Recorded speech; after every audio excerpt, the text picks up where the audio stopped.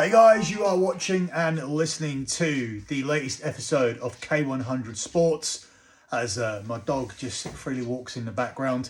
So we are going to primarily focus this episode on the NFL divisional round and the Australian Open tennis, which we did not touch on last week. We'll start with the divisional round, and I'm going to keep it simple. You know where my plays are. All of my official plays are over at lockbetting.com. They are primarily going to be props though. So I tell you that off the bat because we are riding futures on 3 of these teams. At the very start of the season, I like the Detroit Lions to face the Kansas City Chiefs in the Super Bowl. So these are the 2 teams that I immediately backed for the AFC and for the NFC. The team that impressed me the most during the season and who I took at the biggest price possible when it looked like they were only going to be the number 5 or 6 seed because Pittsburgh were leading the way in the AFC North was the Baltimore Ravens. I felt like the schedule would favour the Ravens off the bye. I felt like they would win at home to the Steelers, which they did, and I felt like the Steelers would drop one of the remaining games, which they did. They dropped them both. So the Ravens ended up winning the division.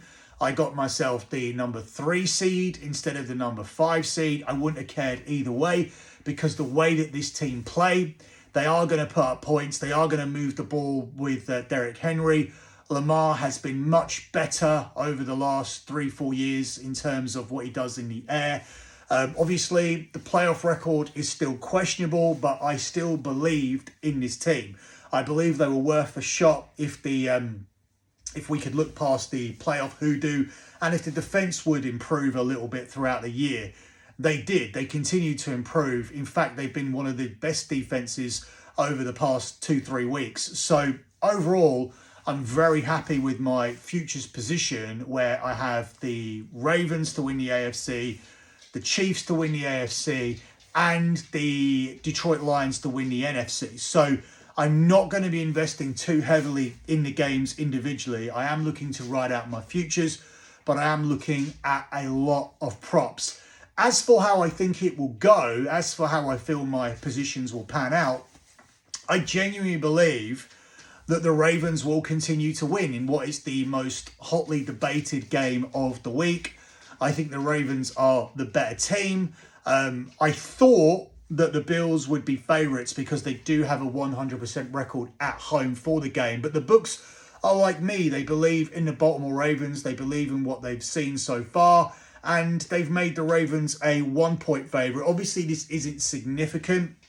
It's strange because the gap between -1 and +1, whilst it is a 2-point swing, means virtually nothing. Whereas if you look at a 3 and a 3.5 or a 7 and a 7.5, that half point in NFL betting means so much more than the 2-point swing of a +1 or a -1. So this doesn't really mean anything to me who's the favourite unless it was to get past 3 points. Anywhere between +2.5 and -2.5 doesn't mean too much. Well, it doesn't historically.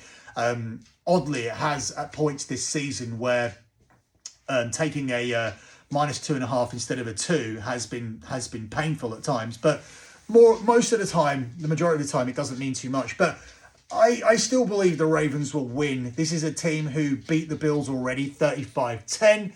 And what they did to win that game still works, even if the game is in Buffalo. They ran for 271 yards on the Bills. How are the Bills going to stop them from running? Okay, maybe they won't run 271 yards, but if they run over 200 yards on the Bills, they probably do win this game. They decided to run it 34 times. Derrick Henry had 24 carries, if I remember rightly, and you're just going to implement the same game plan again, and I don't know what the Bills are going to do to stop it. The Bills' defense is very questionable. It's definitely going to be the weakest unit on the field, and they're too heavily reliant on Josh Allen to have a massive game. Both the Bills and the Ravens are known for choking in the playoffs, so ultimately it could come down to who chokes the least, but I just trust the Ravens more. Historically, when Lamar Jackson has had bad games in the playoffs, he's been very reliant on himself. It's been all about Lamar Jackson and the pressure of Lamar Jackson having to win the game. He's never had Derrick Henry next to him before to alleviate that pressure, which is the situation this time round. So I believe in exactly that. I believe Henry will alleviate the pressure.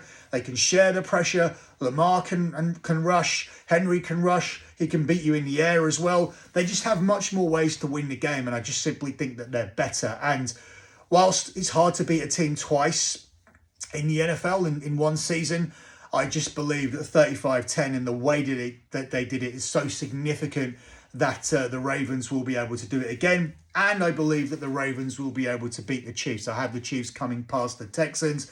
I don't buy too much into that win last week. It was a tough spot for the Chargers, which I outlined here on the show.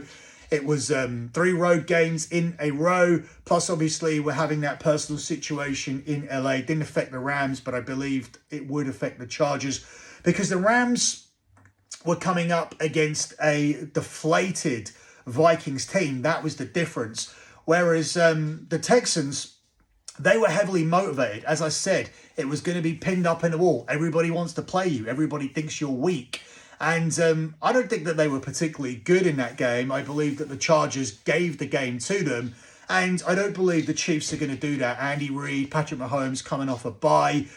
Obviously, it is the trend spot this week to take the number with the Texans. I understand that because the Chiefs haven't been wholly convincing so far throughout the regular season. But at the end of the day, they did what they needed to do to win games. And in this particular game, I don't see the Texans staying within a score. It's difficult to say that whilst also believing it's going to be a low-scoring game, which I do. And normally you don't put 8.5-point spreads together with the game going under the total. But that's just how I feel this one will go. I can definitely see a 23-10 type of game, maybe 24-16. Well, 24-16 wouldn't cover, so forget that one. 24-13, shall we say, instead. That type of low-scoring game where the Texans don't stay within a touchdown, which should be enough for us to get a cover. As for the Detroit Lions, this one could be a little bit more difficult, but the spread is bigger. Obviously, the Commanders are relatively lucky to be here. That was a back-and-forth game with the Bucs. But Jalen Daniels got it wrong. He proved me wrong. It was the only thing I had wrong last week. He got it done as a rookie quarterback. This is a whole different challenge because the Detroit Lions just continue to put up points. And if their defense plays the way it did on week 18, when they secured the number 1 seed against the Vikings, then it's going to be a very, very difficult night for Washington. Ultimately, these two teams are strongest offensively and weakest defensively. So when you're looking at the Lions and the Commanders, it is concerning that you're kind of saying, okay, whose defense is better? And is the Lions' defense significantly better and reliable enough to cover 9 points here in this game? I believe that it is, but I don't believe that the offenses are completely even either. So I believe that the small margins where the Lions are marginally better offensively and marginally better defensively, along with the fact that they are rested, along with the fact they are playing at home, all of these factors I think will lead to a 2-score margin of victory here for the Lions. The game that I think is toughest for me is the Eagles going up against the Rams. I wasn't convinced by the Eagles' victory. The Packers basically handed that game to them from the very first play. When they turned over the ball from the first kickoff, the Packers were done. I was expecting a blowout, yet the Eagles let us hang around and hang around and hang around and hang around. And for me, overall, it wasn't impressive. I'm not sure Hurts is 100%. And in this particular game, there is a very easy way to win it. It's do what you've done all year. Give the ball to Barkley. I don't believe that the Rams' defense is strong enough. I don't believe that they have the men there big enough to stop him. And it could be your Achilles heel here. But obviously in Matthew Stafford, you have a quarterback who, in my opinion, is more dangerous than Love was last weekend. Love had a poor game through interception after interception. He was basically just gambling. He didn't know how to play from behind. The Packers played a lot more desperately than they actually needed to because the Eagles weren't putting up points. They only ended up putting up 22. So it wasn't as desperate as Jordan Love was making out, or the way that his play dictated. So I believe in Matthew Stafford. What you have here is a quarterback who's won the Super Bowl already, who will be a lot more calmer, no matter what the scoreboard says. And I believe we get ourselves a tight, low-scoring half where the Rams are still in the game. And we'll see what kind of pressure that puts on the Eagles if they can't get out in front and build a wide lead, because we know that this crowd will turn on them, because that's what Philadelphia sports fans do. So I believe it's going to be close. And I'm tempted to take those 6.5 points. I'd prefer a 7. I'll see what I could buy a 7 at, if it's at a reasonable price, if we can get a 7. But I would prefer a 7. I would be really interested in that 7 for the Rams, because they're playing they're playing with a lot of motivation. They're playing like a team who are on fire at the moment, and they destroyed the Vikings last week. Their defense is getting better all the time. This was seen as a weak point at the start of the season. They've not missed Donald as much as people thought that they would, and I just feel that the Rams could be a dangerous underdog this weekend. Ultimately, my bracket at the start of the playoffs does have all of the favourites going through. We did not expect the Ravens to be a favourite coming into this week, but they are. So I have Ravens Chiefs and I have Lions Eagles as my championship games for next weekend. So moving on to the Australian Open, most of the favourites have navigated their way through. Quarter 2 is the one that's looking very wide open. And that's crazy, because Jannik Sinner already had a very easy path through to the final via his quarter. We thought that things would toughen up when he got through to the semi-final and would play either one of Fritz or Medvedev. I wasn't high on Medvedev, as I said on my future show. I thought that he would go out early because he got to Australia late because of the birth of his second child. He has gone out early. I was correct about that. What I wasn't correct about was Taylor Fritz going out early as well. He was a set up and lost 3-1 to Gael Monfils. Gael Monfils is obviously at the back end of his career, so that was a major upset for me. Monfils can obviously pull it out any given day, and that was any given day at the expense of Taylor Fritz. So now, quarter 2 is wide open for an underdog like Monfils to get there and ultimately lose to Jannik Sinner. In my opinion, you can pencil in Jannik Sinner as one of the finalists already. I don't believe Alex de Minaur can beat Jannik Sinner when you look at the head-to-head record, where Sinner has absolutely dominated de Minaur so far. So I have Sinner in the final against the winner of Alcaraz and Djokovic, which is a little bit harsh because Zverev has looked good, but he ultimately did come into this tournament with an injury, and we'll see how that holds up. So far, so good. And if he is 100%, he could be dangerous to either Djokovic or Alcaraz. But I believe Zverev's history has been falling short against the big names, and he'll come up against one of those big names in the semi-final, and I believe either one will beat him.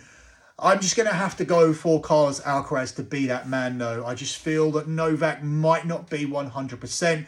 And even if he is a 100% Alcaraz and a 100% Djokovic at this point in their careers, Alcaraz will win that 5-set match. It's unfortunate to say, because I'm a huge fan of Novak Djokovic.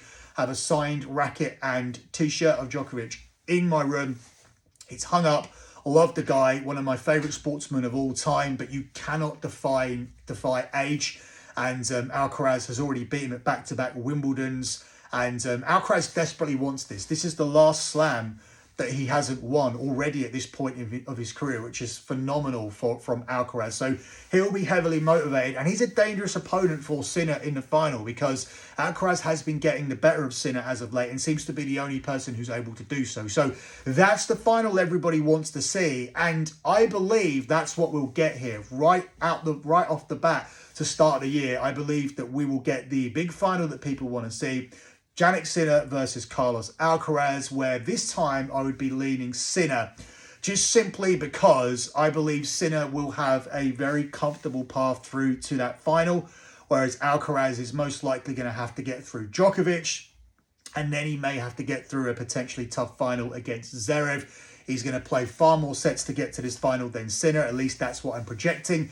And that will give Sinner the edge in a very tight matchup between two guys who are clear for me the number 1 and 2 players in the world, even though the rankings at the moment say that it's Sinner 1, Zverev 2, and Alcaraz 3. So that's it for me and this edition of K100 Sports. Thanks for watching. Thanks for listening. If you want to get all of my official plays, head over to my website, lockbetting.com. I've delivered 139 months in a row of transparent and track profit. If you go to the Instagram account, you will see all of the latest spreadsheets pinned to the top, the 3 latest P&L spreadsheets, because this is a tracked and transparent service verified by existing members. And it'll also give you an idea of the type of bets we do, the sports we bet on, and most importantly, how we manage a back roll. Because when we have bad days, we don't chase it. Last month, we were in a 9-unit hole and we recovered it with sensible staking, sensible bankroll management. That obviously isn't the case this month because we have our NFL futures, we have our Donald Trump future. So we're comfortable this month and we've built on that lead. We've had a very good month so far. But this is a service that is tracked and transparent, as I said. You're free to go and check it out. You're free to do your own due diligence and research before you sign up. And when you do, or if you have any questions, you can hit them over to me on the Instagram account, which is @lockbetting. Thanks for watching. Thanks for listening.